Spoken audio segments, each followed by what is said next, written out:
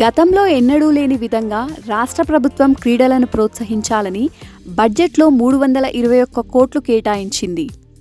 చదువులోనే కాదు, క్రీడల్లో రాణిస్తే కూడా ఉన్నత ఉద్యోగం వస్తుంది, కుటుంబ గౌరవం పెరుగుతుంది.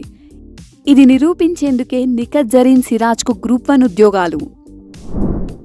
వివిధ రాష్ట్రాల పాలసీలు అధ్యయనం చేసి బెస్ట్ పాలసీ. హర్యానాలో అత్యధికంగా క్రీడాకారులను ప్రోత్సహిస్తున్నారు. వచ్చే అసెంబ్లీ సమావేశాల్లో స్పోర్ట్స్ పాలసీ. మండల కేంద్రాల్లో భూములు అందుబాటులో ఉంటే స్టేడియం నిర్మించడానికి నిధులు. బ్యాగరీ కంచెలో అంతర్జాతీయ క్రికెట్ స్టేడియం నిర్మించేందుకు బీసీసీఐతో ప్రాథమిక చర్చలు పూర్తి. రాబోయే కొద్ది రోజుల్లోనే ఇందుకు భూమిని కేటాయింపు. స్పోర్ట్స్ విషయంలో నిధుల కేటాయింపుతో పాటు ప్రత్యేక కార్యాచరణ. స్పోర్ట్స్ పాలసీ కోసం ఎవరు ఏ సలహాలు ఇచ్చినా స్వీకరణ.